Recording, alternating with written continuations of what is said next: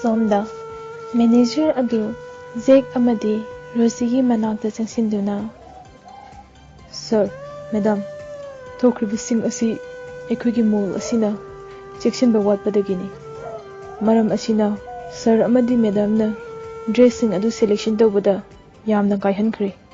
Adugi asoiba adu menkatjaba oina Mem amadi Sir na pamliba potsing adu ekhuigi side tegi gift oina pijaragi.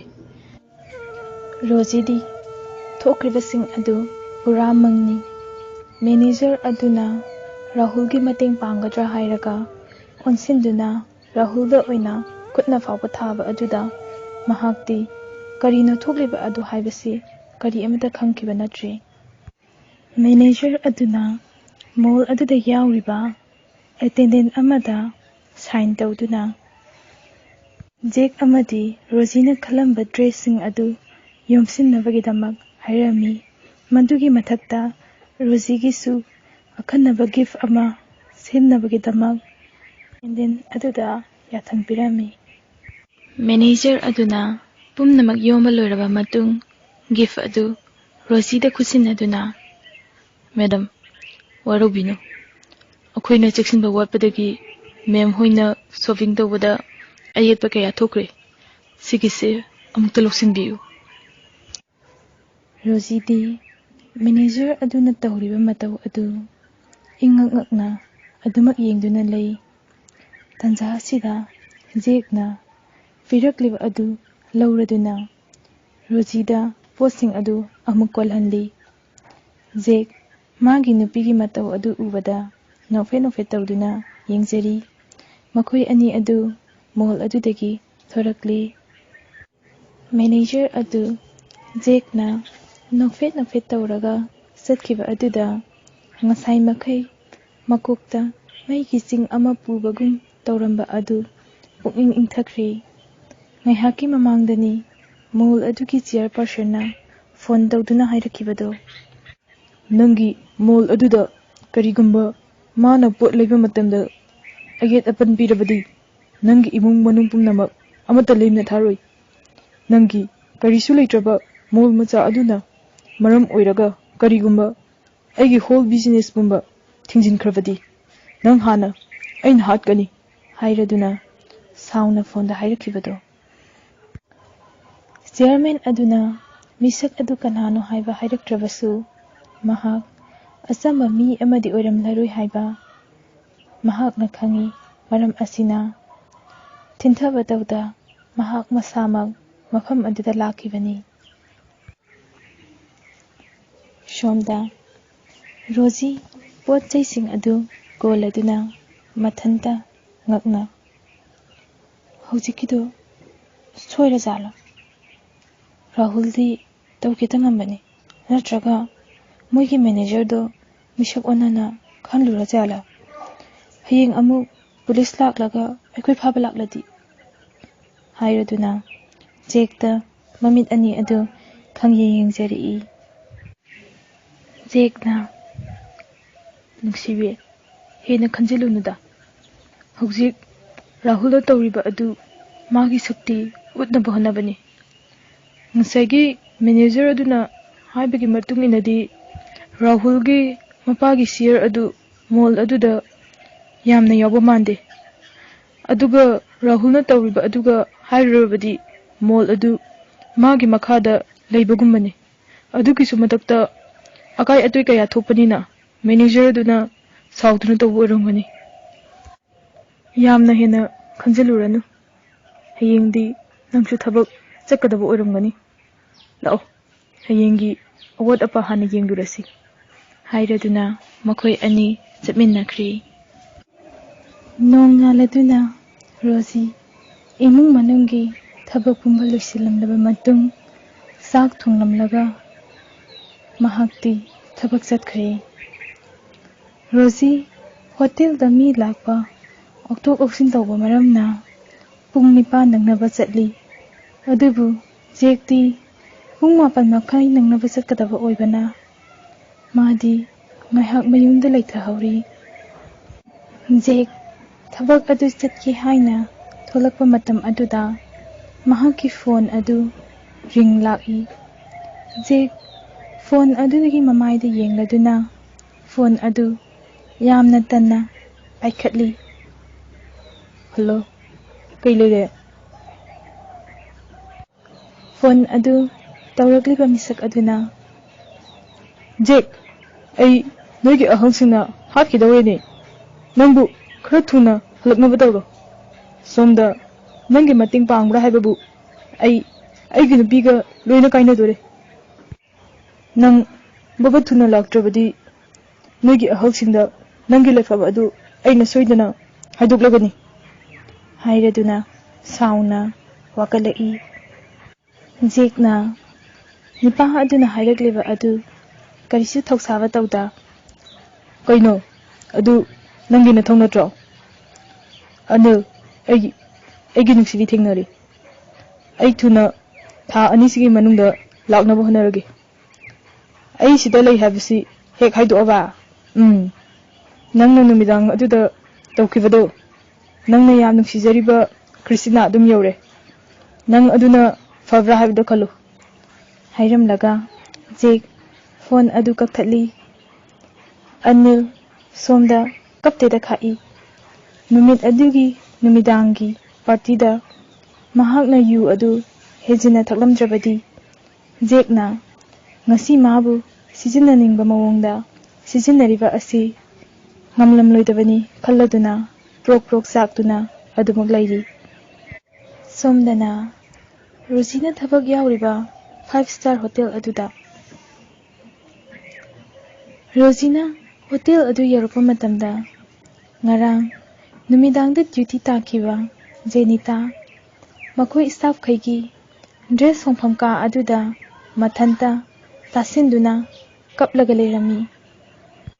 Rosina Jenita kaidoba yaurage nangi duty matam loiraba natro kaidore kaptuna leirade yumda kari khudong thiba yaurage. Jenita Rosina hangba adu taraduna magi taragliba mapi adu teithokduna tapna lekhalai.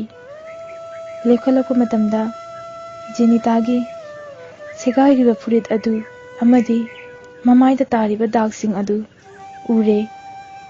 Rosina Jenitagi mataw aduda pakhatuna Jenita kamain tawrino kanaga khanarurage nang khara sopa male doctor sasi ai manager da request tawramkige hairamlaga satke haina tawbada Jenita na Rosigi makut adu faduna manager su khangbane aina hana complain tawramlabane ado aina soibani haina tabiraktre ikhoi lairabase yam tawle moina ngami matagum moigi marakta yu thau yadabagini tawise ai yam sokone deda ai duty loire ai chatlage nangdi khara chekseluko moisule horibane ngara nungdangdagi mafam asida duty ta abanu pi makhai moigi marakta kausinduna moigi pothanaba jagoi sahale khara mana yu thahale yadabasingna aina tariba dasasine ai chatlage nang chekselu hairamlaga Jenita adu yamna pendana karisu tawbadi ngamjada mahaki dress adu hongdoktuna chatkhare. Rosie Jenita na moi hairiba asi kana bu oirigaba mahakna hangadaba adusu Jenita ge mawong aduda karisu hangbangam hautre. Rosie hotel adugi uniform adu hongdoklaba matung receptionist ka da sangkhri man hek sanglakpada manager adugi phone lai. Rosie phone adu pakhatpaga manager aduna Rosie laklabra. Rosina officer lakcharisha.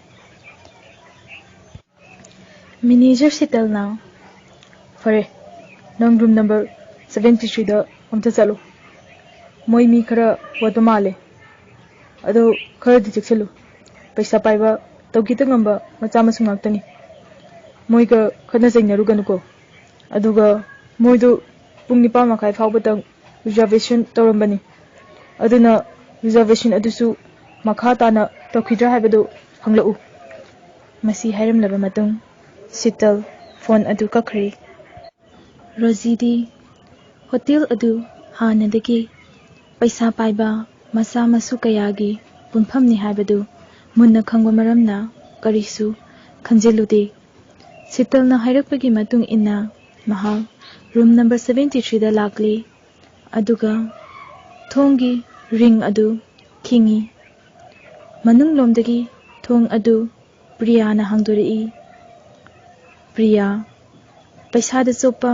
nupi amani mahak tha kudingi nipa sili paisa paiba nupa kayagi matam lenphamni Rosie amadi Priya hotel adu da punna thabak tongminarabasu makhoi ani yamna luna tinabadi oiramde Rosie Priya da nafet tawramlaga ka adugi manungda sanglai adubu mana ka aduda sanglakpa matamda ka adudi maikhuna pumam hekmamamni yu manamduga Rosie di hainadavana loire Priya thong adu amuk thingjinlimlaga Rosie da mamit adu khana yenglamlaga nipa sing aduna famliba aduda sangsinduna nipa amada ngasinduna famkhri Rosie masak aduki matik fazei mabu ubada ngaudaba nipa lairamloi Rosie ki ngauraba maitho muna sanglaba pa ubada pukning sumhatlaba magi minok adugi magun habliba magi dimple taru na pangliba magi misna masita natana khwang yona swai tariba magi muraba samlang sengtak tawbi magi khwang inglemna thangliba magi khongthang ingna thumlabi magi khonjel hairiba sing asida mabu ubada ngauridaba kanano Rosina sanglakpa adu ubada Jameson mana famlamliba mafam adudagi hagotuna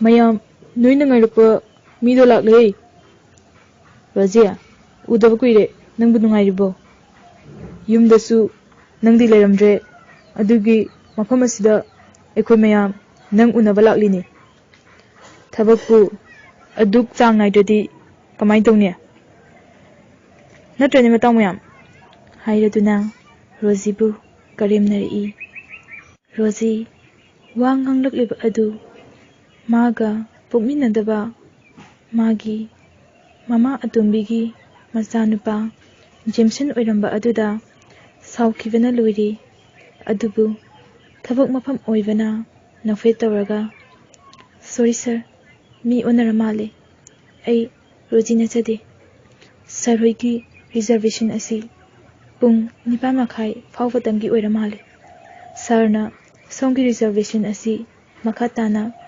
lokhidoira haina hangluso laksabani sir hoina leiramliba asiga hairurabadi ekhwigi sirda makhatana reservation lokhini haina haijarurage